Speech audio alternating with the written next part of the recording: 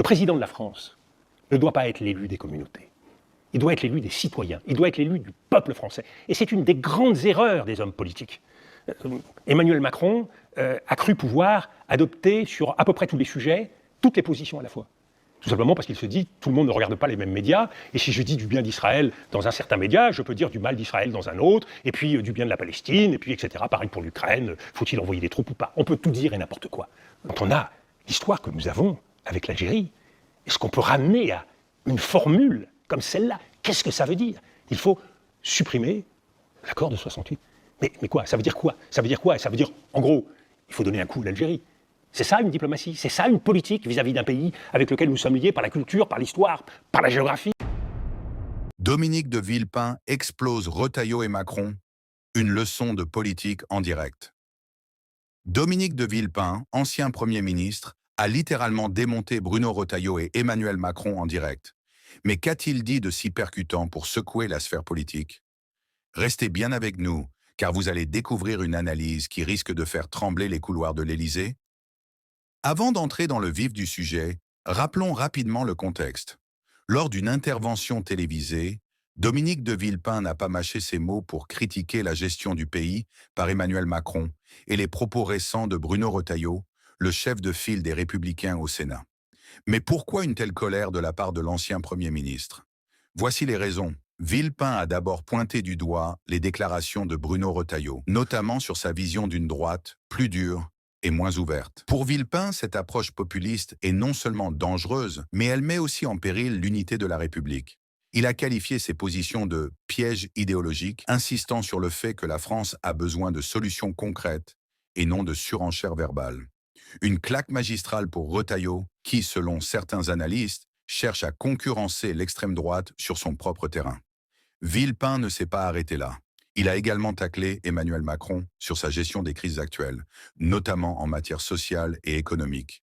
Il a reproché au président son manque de vision à long terme, son obsession pour les réformes impopulaires et sa déconnexion croissante avec les Français. Selon Villepin, le cap est perdu et le gouvernement n'écoute plus les signaux d'alerte venant de la population. Une critique cinglante qui risque de résonner longtemps dans les cercles politiques. Et si notre avenir reposait sur une idée simple, la politique doit être une question de conscience, pas de calcul? Dominique de Villepin, en direct, n'a pas mâché ses mots face à Emmanuel Macron et Bruno Retailleau. Écoutez bien, car ces paroles résonnent comme un cri d'alerte. L'ancien Premier ministre a dénoncé la politique du « en même temps », où tout et son contraire sont proclamés sans cohérence. Il a fustigé Emmanuel Macron pour ses contradictions, comme sur l'Algérie, où des propositions mal réfléchies risquent de détruire des relations historiques profondes. Selon lui, la politique doit dépasser les intérêts des réseaux sociaux et retrouver une responsabilité véritable. Le problème à nous, aujourd'hui, Européens, Français, Occidentaux, c'est que le monde nous regarde. Et quand il nous regarde, qu'est-ce qu'il se dit? Ces gens-là ne pensent pas ce qu'ils disent. Ces gens-là ne disent pas ce qu'ils croient. Ces gens-là font du deux poids, deux mesures. Nous sommes des gens dissociés. Nous sommes des gens qui ne nous engageons pas pour défendre ce que nous croyons. Et tout ce que nous croyons est négociable. Nous ne sommes pas très loin du transactionnel de Donald Trump. Il faut redevenir, avec la force de cette intransigeance sur l'essentiel, que donnent justement les grands héritages, la Révolution française, le combat de ceux qui nous ont précédés, ceux qui ont défendu notre liberté dans la résistance. On ne transige pas avec cet héritage-là. À quoi ça sert d'aller remplir le Panthéon? À quoi ça sert d'écrire des livres? À quoi ça sert de se revendiquer d'une pensée de Martin Buber, le jeu et le tu, d'Emmanuel Lévinas, le visage de l'autre, la rencontre avec l'autre qui nous révèle à nous-mêmes, si, dans l'action, dans l'application, on se comporte de façon inhumaine et absurde? Voyez-vous, à quoi ça sert la philosophie? À quoi ça sert la poésie? À quoi ça sert la littérature? Si, au bout du compte, ce n'est pas pour faire vivre des choses auxquelles nous croyons. Alors souvent, on se pose la question, mais qu'est-ce qui anime ce gars pour qu'il se déchaîne avec autant de conviction et qu'il ne mette pas un peu plus de... Mais ce que je dis, c'est justement porté par le souci de l'héritage qui est le nôtre, qui est celui de la mesure. Celui de la mesure. Et la mesure, elle nous amène à quoi? À voir qu'entre nous et l'autre, il y a un chemin qui doit être fait. Et que nous, c'est pas l'autre. Et qu'il faut arriver à avancer dans la compréhension de l'autre. que ce soit jeu parce que nous sommes, le concept d'Ubuntu qui a permis d'avancer dans le règlement d'un certain nombre de crises africaines, et je pense en particulier à l'Afrique du Sud. Aujourd'hui, comment nous allons sortir de la crise syrienne? Par quel chemin des gens qui ont vécu la douleur et le martyre? Demain, quand nous ouvrirons les portes de Gaza, comment pourra-t-on cicatriser ces blessures du cœur, de l'âme et du corps entre la souffrance qu'a connue le 7 octobre Israël et le peuple israélien et celle du peuple palestinien, si ce n'est justement dans ce « je suis l'autre »,« je parce que nous sommes », et qui nous permet à un moment donné de recoudre, de réparer l'homme et le monde. Je repose ma question de tout à l'heure. Est-ce qu'il n'est pas trop tard, même si, comment dire, l'inquiétude est l'antichambre de l'espérance, il faut toujours se dresser. Vous faites allusion, au fond, à ce qui a été fondé dans le sursaut de l'après-guerre. Le droit international, c'est aussi la Déclaration universelle des droits de l'homme, proclamée ici même à Paris, c'est 1948. Et en même temps, on voit bien que toute cette logique de force, celle de Poutine, celle de Netanyahou, celle de Milei, celle de Trump, c'est la négation totale de ce droit international. Mais pire que ça, il y a peut-être un symbole auquel on ne s'arrête pas assez, sachant que les premières mesures annoncées par la présidence Trump, ça s'appelle déportation. Déporter des populations immigrées, chasser l'autre. Avant de l'exterminer, il faut d'abord le supprimer, qu'il ne soit plus là. Pas le supprimer physiquement, mais le faire disparaître tout au moins. Est-ce que nous ne sommes pas dans ce moment où revient ce qui a été au fond... le travail n'a pas été fini. C'est en 1948 qu'est légiféré en Afrique du Sud l'apartheid. Monsieur Elon Musk, comme deux autres de ses camarades de oligarques de la Silicon Valley, ont grandi dans la nostalgie de cet apartheid. C'est cette violence-là qui revient, la violence de la séparation des humanités. C'est celle qui anime aussi la droite et l'extrême droite israélienne, ne plus voir de Palestiniens. S'ils s'échappent, très bien, ils sont vivants, mais je ne veux plus les voir, je ne veux plus qu'ils soient là. C'est celle qui travaille notre débat sur l'immigration, ici même en France, qui oublie la diversité de notre propre peuple. Donc, est-ce qu'il n'y a pas, comment dire, au-delà des mots, une urgence, mais vraiment tragique là ? Vous avez 100 fois raison, l'urgence elle est tragique et elle est encore peut-être plus grande que ce que vous venez de dire, parce que vous revenez à l'histoire, et à juste titre, à l'expérience de l'Afrique du Sud, avec le risque de l'essentialisation de l'autre, qui est un des grands drames du monde d'aujourd'hui. On ne voit pas l'autre pour ce qu'il est, on le voit pour ce qu'il symbolise, ou ce qu'on croit qu'il symbolise, la couleur de sa peau, la confession qui est la sienne, son genre, ou son absence de genre. Donc cette essentialisation conduit à la diabolisation, au rejet de l'autre et à son exclusion. Ce sont des schémas que nous avons connus. Mais je pense qu'aujourd'hui, nous sommes dans une étape supplémentaire que permet la puissance technologique, qui est l'ignorance de l'autre. Aujourd'hui, nous n'avons plus besoin de l'autre. Et d'ailleurs, ça fait partie des comportements qu'on peut tous observer dans la vie quotidienne. Ces multiples déjeuners qu'on observe dans les restaurants, de ceux qui tapotent chacun sur leur console, de ces rencontres avec des tas de jeunes filles ou de jeunes garçons virtuels à travers des profils qu'on croisera quelques minutes, quelques heures, quelques nuits, et qui disparaîtront. L'autre réduit à une image. C'est dire qu'on passe de l'exclusion de l'autre à l'ignorance de l'autre. À l'effacement. À l'effacement. Total. Et c'est ça que permet la technologie. L'autre n'est plus qu'une valeur marchande. Moi, j'ai toujours été très passionné par l'évolution des arts au XIXe siècle. Comment les avant-gardes artistiques au XIXe siècle, peu à peu, ont été récupérées par le marché, récupérées par le marchand, intégrées dans un système. Et c'est le génie du capitalisme. Un certain nombre de grands penseurs, Günther Anders, ont fait des analyses très pointues sur ce génie du capitalisme. Aujourd'hui, c'est l'homme qui est entièrement récupéré, réduit à quelques données, monétarisées, sans qu'on ne voit jamais, nous, la couleur, ou chacun individuellement, la couleur, l'argent correspondant à l'utilisation de ces données, et nous arrivons donc à un stade ultérieur. Mais, et c'est là où je reste convaincu, c'est même pas une question d'espoir pour moi, c'est une certitude que je pose aujourd'hui devant vous, c'est que la vanité de la puissance au début du XXIe siècle restera la vanité de la puissance à la fin du XXIe siècle.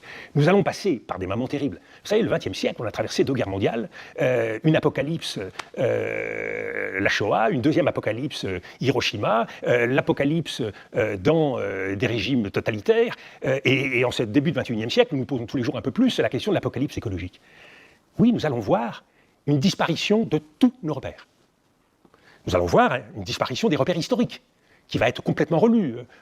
Peter Thiel, dans un article récent, pouvait nous annoncer une relecture de l'histoire. On vous a tellement caché de choses qu'on va bientôt vous révéler quelques clés. Relecture de la géographie qui évolue vers le Pacifique, et surtout relecture de l'homme. On va nous régénérer complètement. C'est pas seulement l'homme augmenté, c'est une nouvelle humanité. Il faut toujours regarder à la pointe de cette humanité. Il y a toujours l'arsenal de la guerre. On voit bien, ce qui va se transformer le plus dans les prochaines années, c'est l'arsenal de la guerre. Il parle d'or, Donald Trump, quand il dit il faut monter vos budgets à 5%. Ben oui, parce que tout ce qui a été acheté en tant que matériel est très largement désuet à l'aune des 20-30 prochaines années. On va passer à une armée de robots, à une armée entièrement technologique. Le quantique nous fera faire un pas supplémentaire. Donc oui, les dépenses sont illimitées. Toujours d'ailleurs pour mener la guerre d'avant. Mais la limite de cette évolution, c'est qu'il y aura toujours des antidotes. Il y aura toujours un brouillage possible de ces systèmes. Et à la fin, les peuples gagneront. L'homme gagnera. L'homme aura toujours l'esprit de ruse. Ulysse gagne dans l'Odyssée. Et il ne gagne pas pour rien. Et c'est pour ça que je pense qu'un des combats qu'il va falloir mener au sein de la démocratie française dans les prochaines années, c'est qu'il va falloir donner à notre jeunesse les outils, les moyens, j'allais dire les armes, je mets le mot entre guillemets, qui va lui permettre de rester indépendants, de penser par eux-mêmes. Et c'est là où, sans doute, il faudra réinventer un service national, social, tout ce qu'on voudra, pour que, face à l'adversité, et y compris demain, face à un risque de guerre qu'on ne peut pas complètement exclure, le premier pari de la France ne soit pas simplement la force de dissuasion, ne soit pas simplement une armée technologique bien dotée, mais ce soit d'abord le peuple français. Parce que vous savez, en 1940, on a bien vu qu'est-ce qui a constitué la première ligne de défense. C'est quelques individus, et pas toujours ceux qu'on croyait. Ceux qui sont partis à Londres, c'était pas les plus gradés, c'était pas les plus diplômés. C'est justement cette France de la diversité, celle que les colonies ont portée, qui a été au rendez-vous. Donc, il faut convoquer cette humanité, cette diversité française. Il faut donner à chacun la capacité de se dire « Oui, je suis moi aussi une sentinelle, je suis une conscience ». Et donc, oui, il faut relire Hannah Arendt, il faut relire Walter Benjamin, il faut relire Jan Patočka, il faut relire Albert Camus pour comprendre à quel point l'homme est fragile.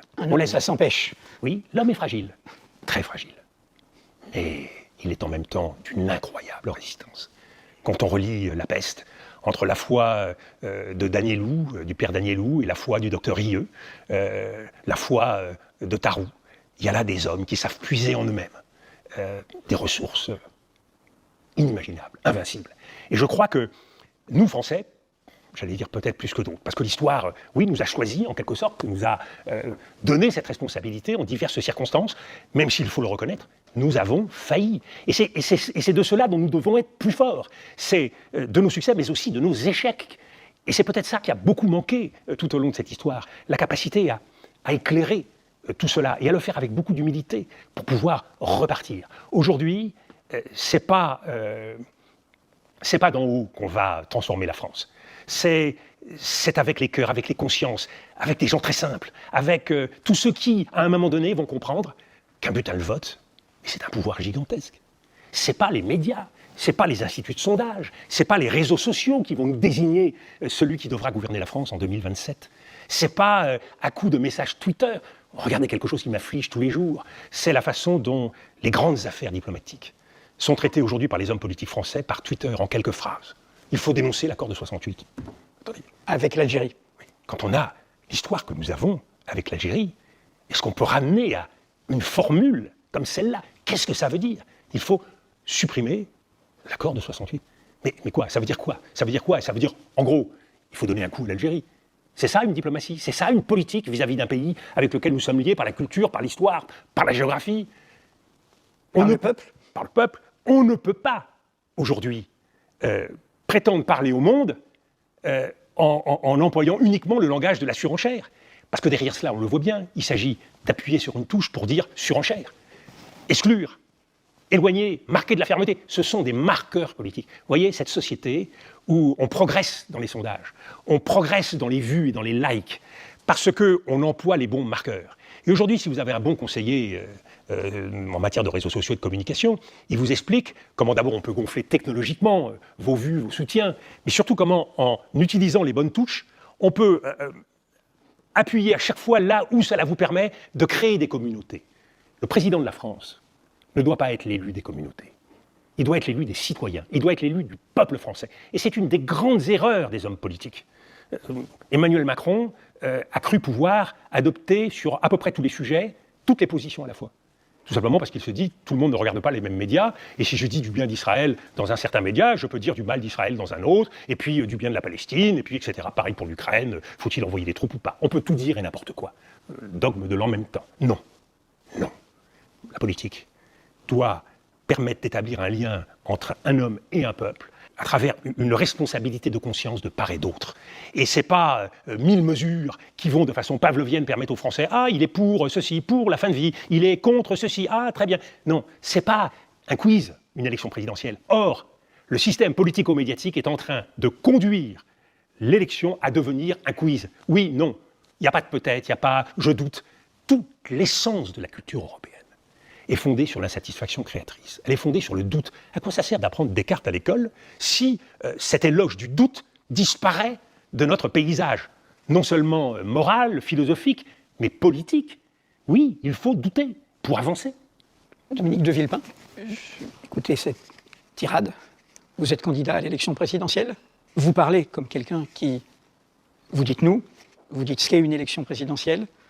Vous parlez comme quelqu'un qui, après une période de retrait, veut vraiment revenir dans l'arène parce qu'il y a urgence. Alors vous me permettez, par votre question, de répondre à la question première, celle que vous avez posée, qui est la plus fondamentale et qui est celle qui me guide aujourd'hui. Nous sommes confrontés à un choc historique qui est de très peu de précédents. Les grandes ruptures de l'histoire, le choc de la Renaissance, l'époque des Lumières, le choc des guerres mondiales. Un choc qui va transformer la géopolitique mondiale, va transformer l'idée même qu'on se fait de l'homme, va transformer l'histoire. Ce combat, je ne peux pas ne pas y participer. Je ne peux pas ne pas être aux avant-postes. Pourquoi? Parce que ce que j'ai appris, et ça fait partie de mon expérience non seulement politique, mais de mon expérience personnelle, ce que j'ai appris dans les combats que j'ai menés au plan international comme au plan national, j'ai appris qu'il faut donner l'exemple. Il faut être devant. On ne peut pas considérer que sur la barricade doivent se retrouver uniquement ceux qui ont une ambition, ceux qui sont sur la scène politique. Non. L'enjeu n'est pas de savoir si, à la fin, vous êtes candidat à une élection. L'enjeu est de savoir si votre parole, à un moment donné, peut amener le débat politique à évoluer, amener la scène politique à évoluer, amener le regard du citoyen à regarder différemment les acteurs politiques. Je suis très intéressé, quand je regarde les plateaux, de voir quand tout à coup vous avez une petite lueur qui s'allume. Et j'ai eu, il y a quelques jours, en regardant un plateau de télévision sur les questions technologiques, j'ai entendu une voix qui m'a frappé, parce que la force de ce qu'elle disait. Hashma Mala sur la question technologique. Là, je me suis dit, voilà quelqu'un qui ne parle pas uniquement avec sa tête. Voilà quelqu'un qui parle avec sa conscience. Voilà quelqu'un qui porte quelque chose de plus qu'une compétence. Et là, vous vous dites, ben voilà, c'est notre devoir de citoyen. Et notre devoir de citoyen, c'est pas de se poser sur un plateau pour aller répéter ce qu'on vous a dit de dire. C'est de porter une conviction. Et une conviction au plus grand risque. Vous savez, avoir traversé l'épreuve de conscience qu'a été le 7 octobre, qu'a été et qu'est toujours le drame de Gaza, ça vous soumet à une remise en cause terrible. C'est pas quelque chose qu'on vit légèrement. Moi, je ne vais pas sur les plateaux pour me faire plaisir, je ne vais pas sur les plateaux pour me montrer. Mais ça vous montre qu'à un moment donné, il y a quelque chose en vous qui n'est pas négociable. On ne peut pas baisser la garde. Villepin a aussi critiqué l'oubli de l'autre dans nos sociétés modernes, insistant sur la nécessité de reconnaître notre humanité commune, inspirée des grands principes de la résistance et des droits universels. Face à l'urgence tragique, il appelle à un sursaut collectif. Redonner aux Français le pouvoir de penser et d'agir, voilà le défi. Alors, qu'attendons-nous pour écouter cet appel? Si les propos de Villepin ont fait autant de bruit, c'est parce qu'il reste une figure respectée de la politique française. Contrairement à d'autres, il ne parle pas pour plaire, mais pour alerter. Ces mots rappellent l'époque où la politique se faisait dans l'intérêt général, et non pour satisfaire une base électorale. Ce discours, chargé de vérité, a ravi certains tout en irritant d'autres. Mais qu'en pensez-vous? Villepin a-t-il raison de s'attaquer à Retailleau et Macron de cette manière? Dominique de Villepin a prouvé qu'il n'a rien perdu de son franc-parler et de sa lucidité. Ces critiques sont-elles une simple mise en garde ou un appel à une refonte complète de la politique française? Une chose est sûre, ces déclarations marquent un tournant dans le débat public. Dites-nous en commentaire ce que vous pensez de ces propos. N'oubliez pas de liker cette vidéo, de vous abonner pour d'autres analyses percutantes et surtout, restez curieux. À bientôt.